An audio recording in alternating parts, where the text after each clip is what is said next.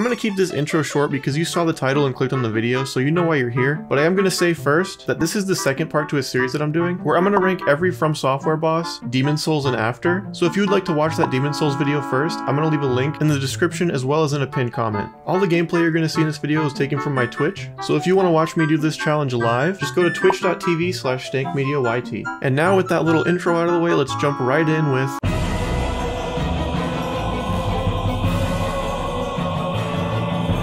the Asylum Demon is Dark Souls' tutorial boss, and he fits that role perfectly. He moves slowly enough that he teaches new players not to react to the wind-up but to the actual attack. He has low enough health to where new players won't be stuck on him for too long, and the bonfire is right outside the door, so if you die you don't have to do a lot of running to get back. The Asylum Demon is actually my favorite tutorial boss in any of the From Software games, and that's not just because he's the most caked up. I could have given it to Gundyr, but because he decides to turn into a sock puppet halfway through the fight, it knocks him down a few pegs. I decided to put Asylum Demon in the good category, because while I believe functionally he's perfect for new players, as someone who's beaten him several times, he's become super easy to me, and I'm someone who prefers a challenge. Depending on how you play and which items you start the game with, there are a lot of bosses that could be the second one you fight in this game, but I decided to go with the classic.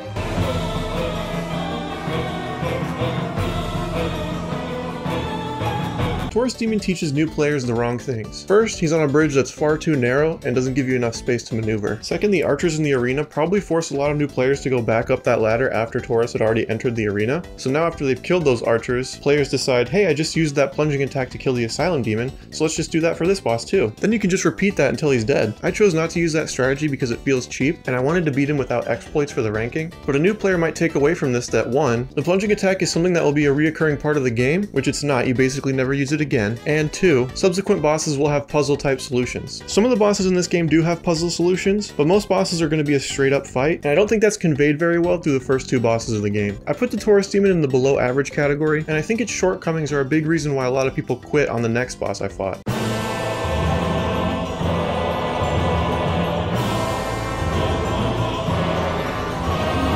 I like the Bell Gargoyles a lot. I think they're grossly underrated by the community, and actually, maybe kind of controversial, but I think they may be my favorite gank fight in the series. I know, but before you leave that hate comment, just let me explain. The Gargoyles are a pretty good complement to one another. The first one attacks right away, and he's aggressive enough that you can bring his health down to a manageable level before the second one shows up. Maneater. Plus the second Gargoyle only has half health, making it even more of a fair fight. This fight is also after most players will have found Andre the Blacksmith, so if you're feeling like the fight is too hard, you can upgrade your equipment. My only complaint is that I wish it was easier to separate them. I spent most of the fight running in circles because they would either both be breathing fire or both be trying to melee me. Having the second Gargoyle only use fire attacks or making him move slower would have been ways that could have made this problem better. I think the reason a lot of players have quit on this boss in particular is it's the first one without an easy way out. I think if instead of Taurus Demon in its place we had a really good straight up fight with no exploit that's not as hard as the Bell Gargoyles but harder than Taurus Demon and the Asylum Demon, it would prepare new players for this challenge. I rated the Bell Gargoyles very good because while it's possibly my favorite gank and one of the most fair ganks FromSoft has given us, I still just kind of hate ganks. Now that you've gotten to experience what I'd say is the first straight up challenge Dark Souls has to offer, it's time to experience the first bullshit one.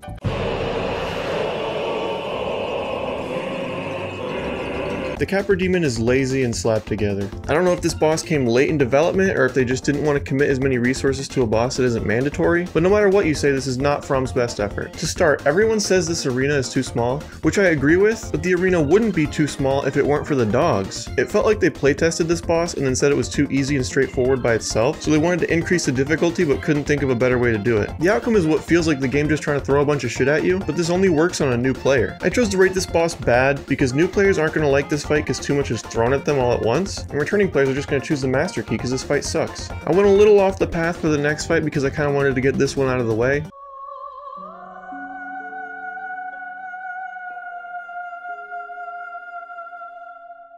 What can be said about the Moonlight Butterfly that hasn't been said already?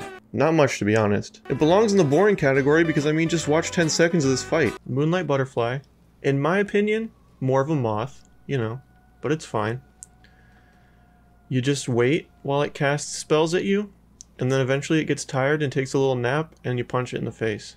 Yeah, that kind of sums it up pretty perfectly. I think the most interesting part of this fight was this terrible dad joke I told after beating him. Got his ass, we got his soul. You may even say, his dark soul. Wah, wah, wah.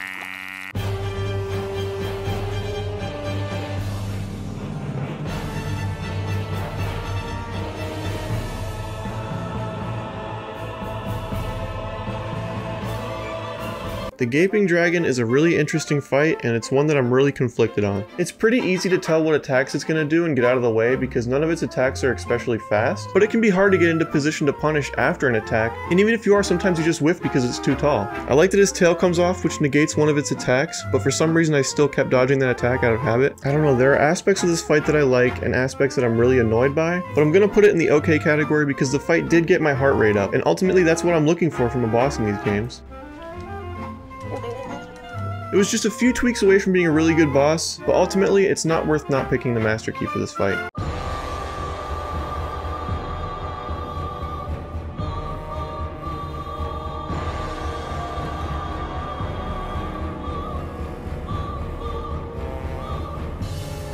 So there are two things I really like about Quelaag.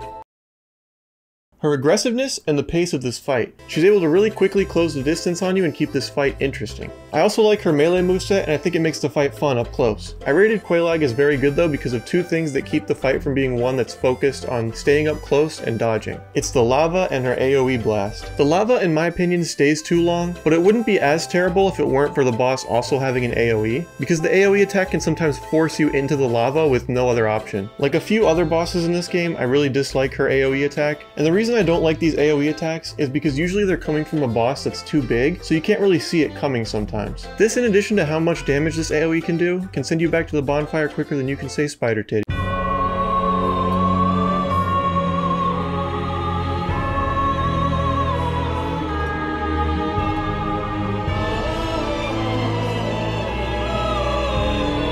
Sif doesn't suffer from the problems that Quelaag does and shares her aggressiveness, but I ended up rating him below Quelaag in the good category because of one thing, and that is just Sif's size. This is a problem that a lot of From Software bosses suffer from, just due to the nature of fighting a giant beast enemy. That being said, though you're probably gonna have to take some nearly unavoidable damage during this fight, you have to agree that this fight is possibly the most atmospheric and emotional in the game. With a better camera, this boss could have belonged in very good or even possibly great.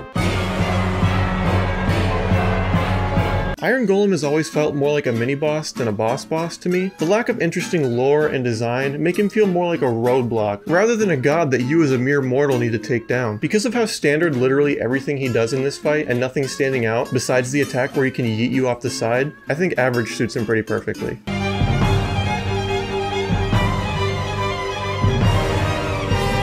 Here's where you can see how much one attack can change my entire thoughts on a boss. The Asylum Demon isn't good because I think he's a really good tutorial boss, but he's too easy to be ranked higher. You'd think making the fight a little harder would only make this fight better for me. It would be true, if not for, once again, a damn AoE attack. You already know how I feel about these AoEs because I just said it, and because of this AoE I actually put him in below average. A bullshit AoE by itself can push a boss down 3 rankings for me, and I don't think that's too dramatic. Changing the feel of a fight from one where you can be aggressive to one where you need to constantly be ready to run away at any time makes the experience go from fun to annoying for me.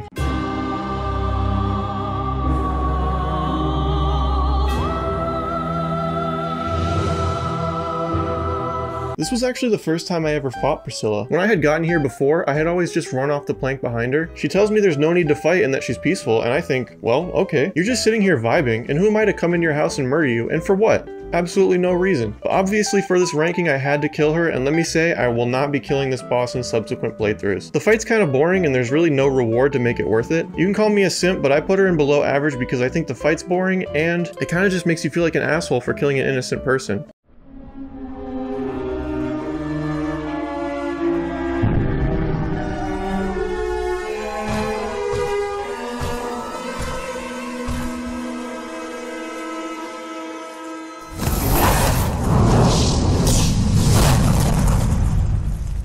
I can already hear the comments for this one. I think a lot of people think fondly of this boss because of the legend that it's grown over many years. It's the most challenging boss in this game, and most discussions of it just end up in somebody saying get good. Me personally, I'm not somebody who dislikes difficulty in these games, but I also don't think that it's all they have to offer. To me, there's a big difference between a challenge and making something hard for the sake of it being hard. I think ONS fit in that latter category. I don't think running around for 10 minutes, waiting for very brief windows to attack, followed by a phase 2 with, surprise surprise, another bullshit AoE is a fun concept. For that reason I put ONS in the frustrating category. I know a lot of people are going to disagree with me on this one and get mad in the comments, and that's fine because this is just my opinion, but to all those people I'm going to say, go dust off your PS3 or 360 and do this boss again. If you can do that and then come back to me and tell me you had fun, good for you, but I just disagree. Fuck you, Smough! Suck my... fat balls.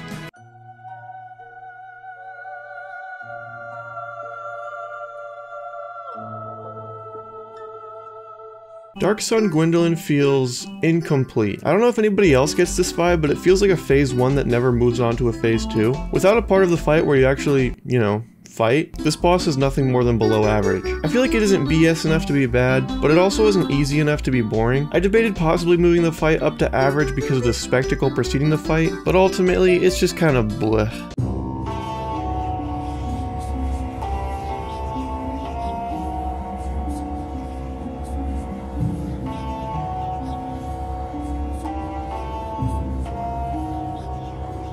Pinwheel has become somewhat of a meme in the community for how easy he is, and that's certainly justified. Unless you accidentally end up fighting him at the very beginning of your playthrough, this is probably going to be the easiest fight in the game. He's got a fireball attack that can do some serious damage, especially with all his clones, but you're most likely going to kill him in like 5 hits before it even becomes an issue. I will say though, if you consider the lore, it kind of makes sense why Pinwheel sucks so much, because rather than being like an actual god like most of the other bosses, he's kind of just some guy who's trying to like resurrect his dead family. So when you think about that, it kind of makes sense that he doesn't put up that much of a fight. But that's no excuse, so Pinwheel is going to find himself in the bad category because he's just way too easy.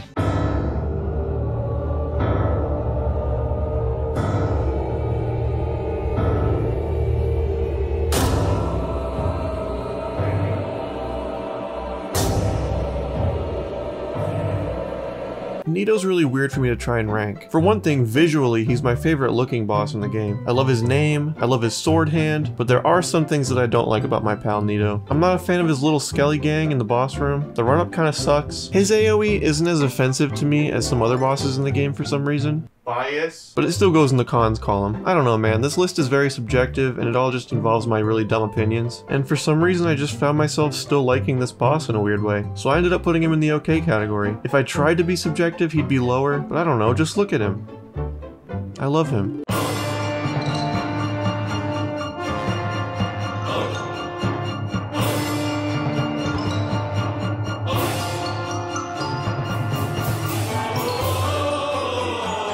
My computer is not a big fan of Seath the Scaleless. This was the first real example of my computer having a really tough time running this decade-old game and stream at the same time, and I won't lie, it probably did affect my feeling towards this boss. I put Seath in okay, but I really wasn't having a good time doing this fight in PowerPoint form. But I also visually like Seath, and I think he has really interesting lore, so while this fight's a little boring and melted my hard drive, I still think it's okay.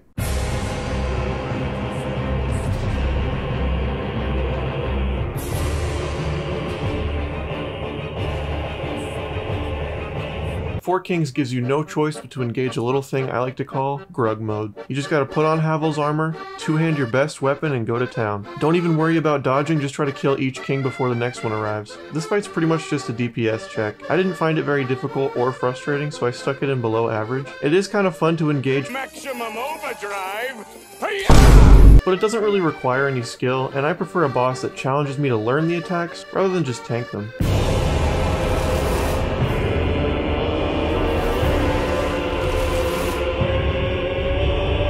I can't help but feel bad for Ceaseless Discharge. His story's really sad, the way he dies is really sad, and he looks sad. I mean, just look at his face. Realistically, he should be in bad, but I just didn't have the heart to do it to him. He's been through enough. I decided to bump him up to below average, because this fight does make me feel emotions, which in my opinion is a sign of good art. I bet you didn't think Ceaseless Discharge was the first boss I was going to get compared to art.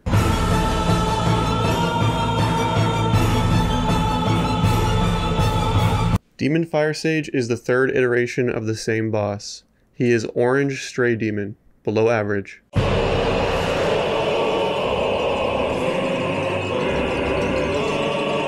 Centipede Demon is impressively unremarkable. It's kind of crazy that a boss that looks like this and literally takes place in a river of lava is barely memorable in any way. I decided it belongs in average because I don't even know. It's not bad or anything. It's such a meh, I have almost nothing to say about it.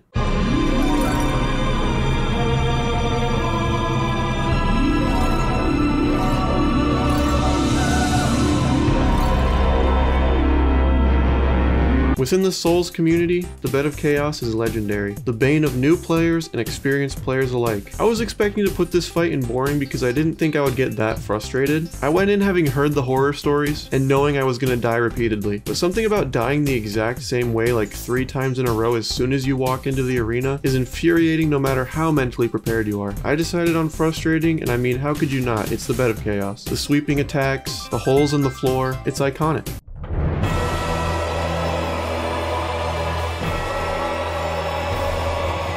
So it was at this point in the run that I decided to do the DLC, and I guess I was over leveled. I thought the DLC was going to be scaled more for endgame levels, so I didn't think my 40 dex was going to be doing too much damage. But I felt like I kind of sloppily won this fight and didn't really deserve to. I tried my best not to let it affect my ranking though, so I put Sanctuary Guardian in the OK category. I think if I was doing less damage, this boss would have frustrated me a lot more. The lightning attacks can be really difficult to react to in time, not to mention the fact that the arena is also difficult to move around in. With a lower level though, I would have had to actually study this fight more and get better at it, so I don't know, it's just okay to me.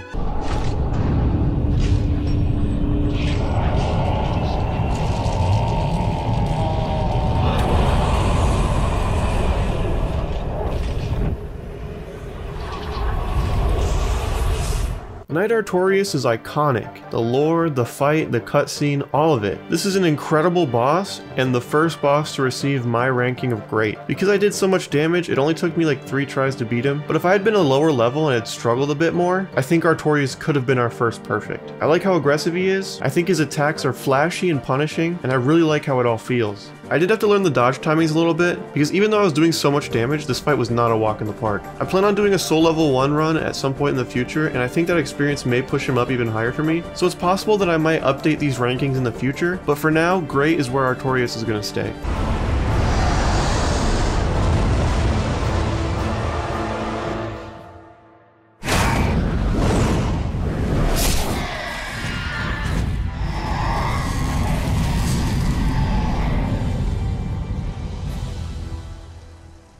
I'm not sure if I've ever heard anybody say this, but Kalameet kind of feels like a Bloodborne boss. He's a big, fast beast that you can't really see all that well because he's so big, and you gotta get up on his booty and start smacking. I think in general, a lot of the things Kalameet does are annoying, plus that really tall ladder you have to slowly climb down every time you want to fight him. This ladder is the worst part of this run back. But I decided to put Kalameet in good, because just listen to my dumbass while I was fighting him. Uh-oh.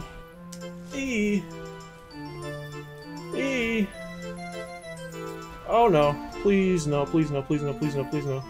I'm so close. Oh! Heal!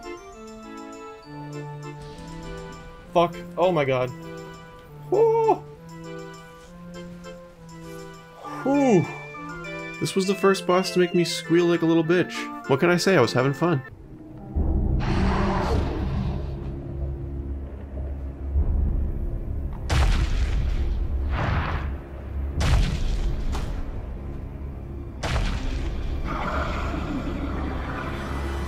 Manus kicked my ass for a while, and I'm kinda okay with it. I like Manus a lot, so much that he might be my favorite boss in the game. I feel like Manus has the perfect level of aggression, keeping the fight active but allowing enough time to heal after combos. Keep this in mind for Gwyn. I'm not a fan of his one combo that basically always hits if you're in range, and locks you into getting hit like 5 times in a row, but at least if you're at full health, it's not an instant death. I also don't like that Manus has an AoE, however, they did something that I actually like with this AoE. For those of you that don't know, you can pick up an item earlier that allows you to be invulnerable to his magic for a few seconds. This makes the concept actually interesting. Now, would I still prefer no AoE? Sure, but if you're gonna do it, I like this, because you can continue to be aggressive while paying attention for this attack and being ready to use the item. All in all, I decided to put Manus in great. Pulse pounding action, strategy, and an immaculate atmosphere give Manus the crown for my favorite boss in Dark Souls 1. His soul looks like a weird vagina. And he gave me 10 vaginas.